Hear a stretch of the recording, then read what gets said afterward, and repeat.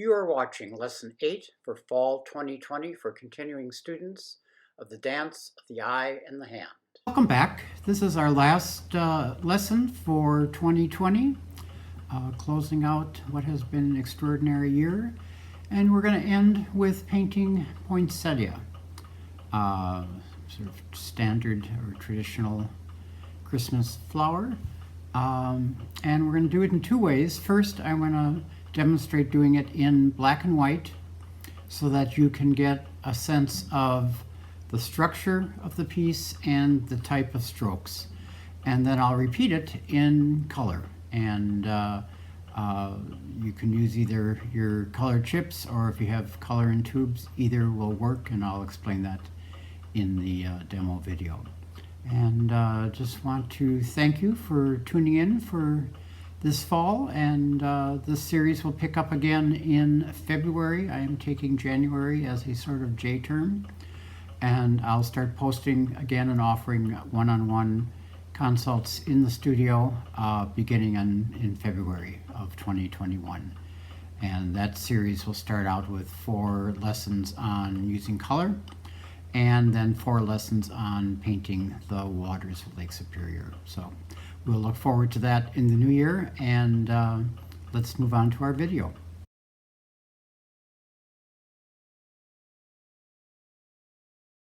So to begin a lesson in poinsettia, we're going to start just doing the whole piece in a full volume black so we can understand the structure. So I get my brush wet, get a point established, take a little bit of that water out, pick up some ink. Don't need too much to start, dry it a little bit. We're going to start with the very center of the poinsettia, and these are just dots. Little variation in size, not quite a circle in shape. And that'll be our beginning point. Then we'll really load the brush up, work it up quite some distance into the brush, and I'll start with the first leaf to the side. And this is pressing and then really pressing, moving while you're pressing, and then a very gentle lift to get the little point at the end. Next leaf starts a little rounder and has a little bit of a turn to it, and then a point to it.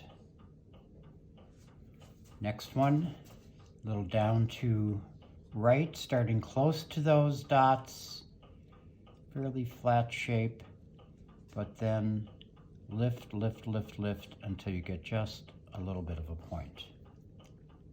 Get a little more ink on the brush, and this one starts narrow, but then goes pressing quite wide, and a turn and lift.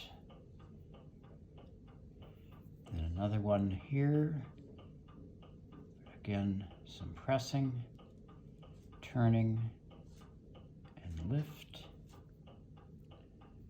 Get a little more on my brush. A flat beginning, but then press, broadening out, a little flatness at the bottom, and then a point. And then one to the left, starting thin, big press, a little bit downward, and then off to the left for that little point of the leaf.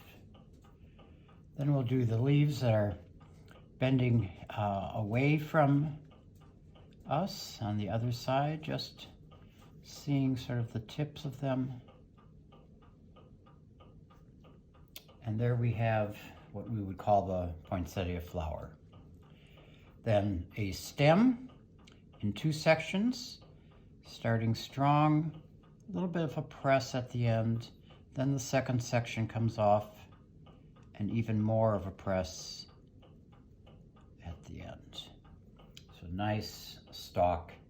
Then we do leaves. A little bit of a thin beginning, then press. And these are really the same shape as the leaves at the top, but when we do our final, these will be green leaves as opposed to red ones.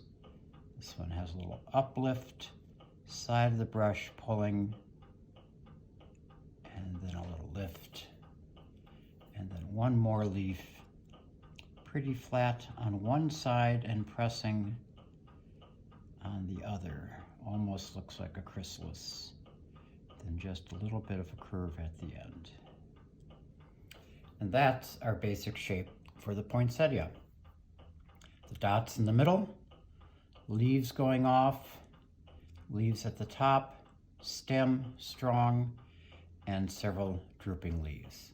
Now let's switch, and we'll switch to color and see how that looks when it transfers.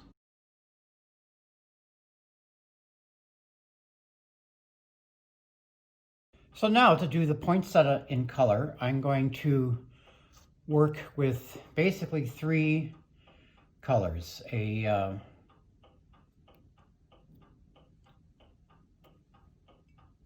red, I think this is scarlet red, and a yellow, just a bit of yellow. And then I'm going to use some of the stone green. And I don't need too much of any of these. If you have colors that are in chips, you could use your cinnabar or your carmine for reds, and then we have stone blue and we have yellow. I'm working from the tube today because all of these are pretty intense colors. I want to go to full color as quickly as I can. I'm going to start mixing a little bit of the stone green and the yellow together.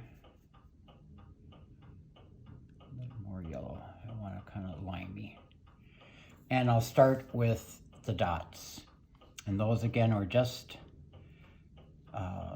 in the middle, a little bit of variety, not equally spaced, not all that circular, just one layer of dots. Then I will load up a good amount of the red into my brush. I have some water in it because I want this to get some gradation. So the thick of it, full strength of it is in the tip, and then it gradiates out. And I'll start with this first leaf, thin, press to the base, back up, lift, and twist. And that's my first leaf. And as that dries, it'll be deep red and we'll go to a gradient. Put a little more in the tip again. And starting again close to those dots.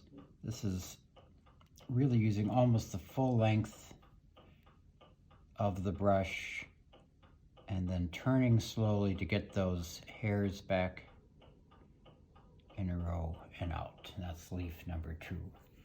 And I'm going to put a little more moisture in and refresh the tip.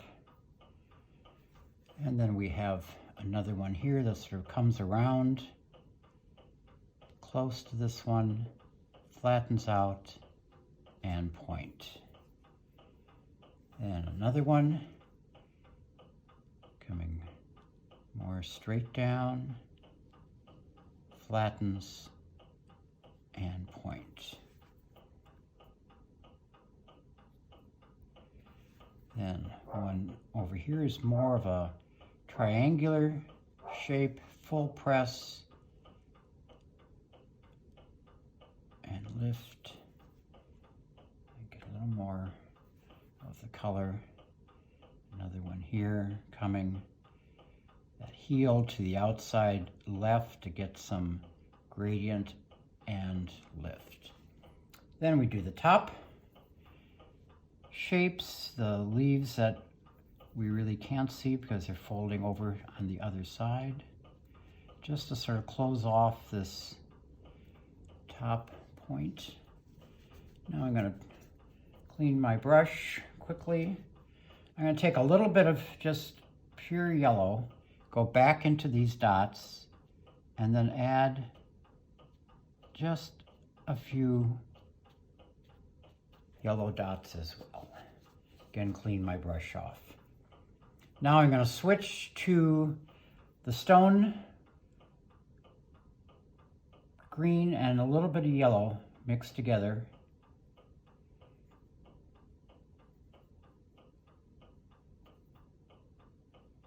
And again, I'm doing a good amount on the brush. And I'll start with my stem, coming down first section of it, and a strong ending, and then the second section, and it widens a bit at the end. Then we want to do some leaves. One comes down from top the stem, broadens, good press, and just a little bit of a lift. Then one more.